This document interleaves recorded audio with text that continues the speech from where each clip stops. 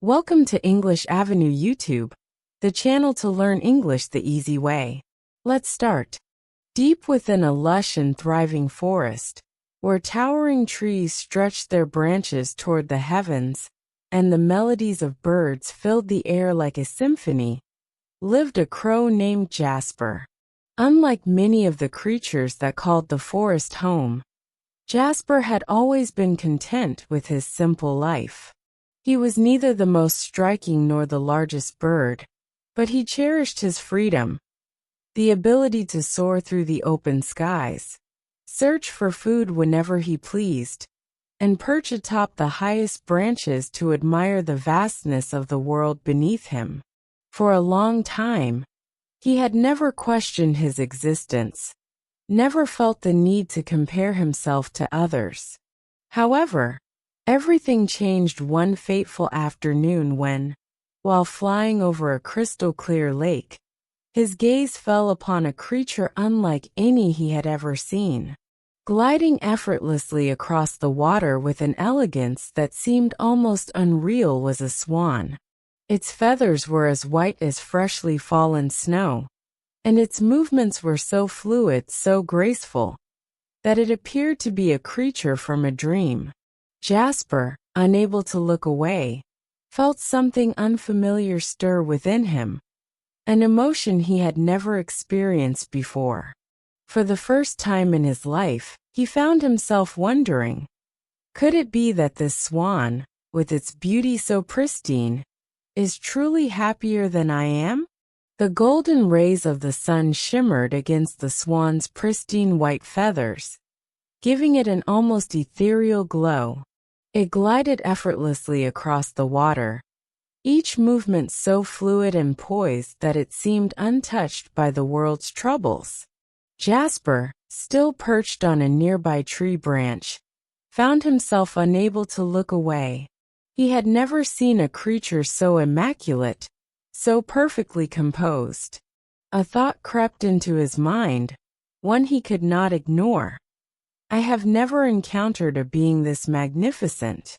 Its feathers are so pure, so flawless. It must be the happiest bird in the entire forest. A surge of curiosity overtook him, and before he could second-guess himself, Jasper took flight, descending gracefully toward the edge of the lake where the swan floated peacefully. He hesitated for a moment, feeling small in the presence of such elegance, but then spoke with sincerity. "Brother Swan," Jasper said, his voice filled with both admiration and wonder, "you are so beautiful, so regal in the way you move. Surely, you must be the happiest of all the creatures in this forest." The swan, with a calm and thoughtful expression, let out a gentle sigh before replying. "For a long time, I believed I was," it admitted, its voice smooth like the ripples on the lake. "I thought my white feathers were the mark of true elegance, that my presence on the water was a symbol of grace. But then one day I saw a parrot, unlike me, whose feathers are just one shade. The parrot is adorned with two striking colors, vivid green with a brilliant red ring around its neck. Standing next to such a vibrant creature, my whiteness feels plain, almost ordinary. Now I believe it is the parrot who is the true embodiment of beauty." Jasper tilted his head, intrigued by this unexpected response. Could it be that even the swan, whose elegance seemed unmatched, longed to possess something more? His curiosity deepened. If the parrot was the most beautiful, surely it must also be the happiest. Determined to uncover the truth, Jasper spread his wings and took to the skies. He flew far and wide, searching the treetops, scanning every branch and grove, until at last, he spotted the parrot perched atop a fruit-laden tree. It was surrounded by other birds, all marveling at its radiant plumage. The parrot's green feathers gleamed under the sunlight, and the red ring around its neck shone like a delicate jewel. The sight was mesmerizing. Without wasting a moment, Jasper landed nearby and addressed the parrot. "Brother Parrot," he said with eager curiosity, "surely you are the most fortunate of all birds. Your colors are unlike any I have seen, so bright, so unique. Everyone admires you. You must feel incredibly happy being the most envied among us." The parrot offered a small, knowing smile, but the response it gave was not what Jasper had expected. "It's true that my colors are bright, and that many admire me for them," the parrot admitted, flicking its emerald green tail. "People often gaze at me with fascination, and other birds compliment my unique appearance. But do you know who is even more dazzling? The peacock. Its feathers are not just a mix of two shades like mine, but an entire display of colors, patterns, and iridescence that I could never hope to match. When a peacock spreads its magnificent tail, the world stops to admire it. Compared to such splendor, my own colors seem plain, almost insignificant." Jasper blinked in surprise. He had thought for sure that the parrot, with its vivid and striking appearance, would feel like the most fortunate of all birds. Yet here it was, looking up to another, believing itself to be lacking in comparison. This revelation only fueled his determination. If the peacock was the true epitome of beauty, then surely it must also be the happiest creature of them all. Without hesitation, Jasper spread his wings and soared into the sky once more, setting off to find this legendary bird, whose beauty seemed unmatched. Jasper could hardly believe what he was hearing.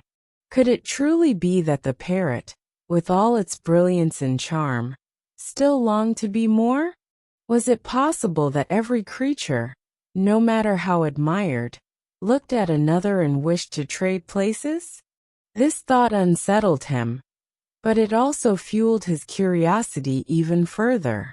Determined to uncover the truth, Jasper set off on a new journey, this time in search of the magnificent peacock. He flew over vast fields, dense jungles, and towering mountains, scanning every inch of land below him. But to his surprise, no peacock roamed free. Days passed, and despite his best efforts, he did not find a single one in the wild. Just as he was beginning to grow discouraged, he heard excited voices coming from a nearby city. He followed the sound until he arrived at a grand zoo, where a crowd had gathered around a large enclosure. Peering inside, he saw it, the peacock, standing proudly in the center, its dazzling tail spread in an explosion of iridescent blues, greens, and golds. The spectators gasped in admiration, snapping pictures, whispering about its extraordinary beauty. Jasper perched on a nearby branch and waited. He watched as people took turns marveling at the peacock, their eyes wide with fascination.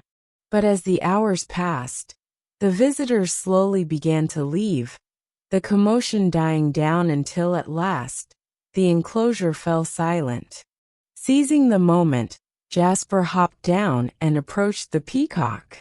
"Brother Peacock," he said, his voice filled with genuine awe, "you are the most spectacular bird I have ever seen. Everyone is captivated by your elegance, your colors, your regal presence. Surely, you must be the happiest of all the winged creatures." The peacock let out a deep sigh, its brilliant eyes filled with a sorrow that Jasper had not expected. "Brother Crow," the peacock began, its voice carrying a quiet sadness, "it is true that my feathers are admired, that wherever I go, people stop to marvel at my colors. They gasp at the sight of my tail. They call me magnificent. They take endless pictures of me. But what you do not see is the price of this beauty. It is precisely because of my appearance that I have been taken from the wild and placed here, in this enclosure. While others gaze at me with wonder, I stand behind these iron bars, unable to spread my wings and fly as you do. Jasper stood still, absorbing the weight of the peacock's words. You, dear crow, are free. You can travel as far as the sky takes you. Perch on the tallest branches and feel the wind beneath your wings. But the peacock's voice grew softer. I am trapped. I cannot roam where I please, nor explore the world beyond these walls.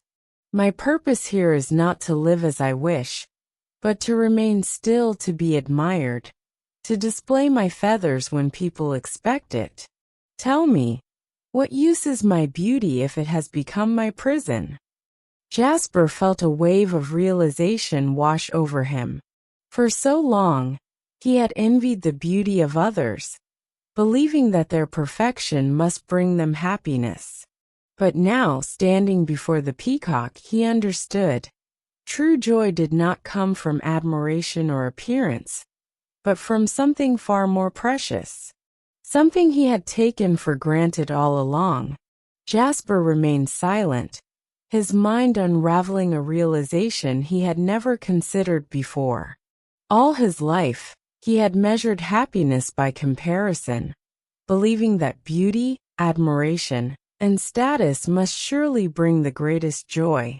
Yet, standing before the peacock, witnessing its sorrow despite its breathtaking splendor, he finally understood.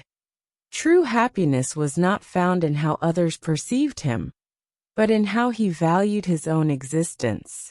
For so long, he had wished for the brilliance of the swan, the vibrancy of the parrot, the magnificence of the peacock. But now he saw clearly. None of them were truly satisfied, for each longed for something beyond their reach.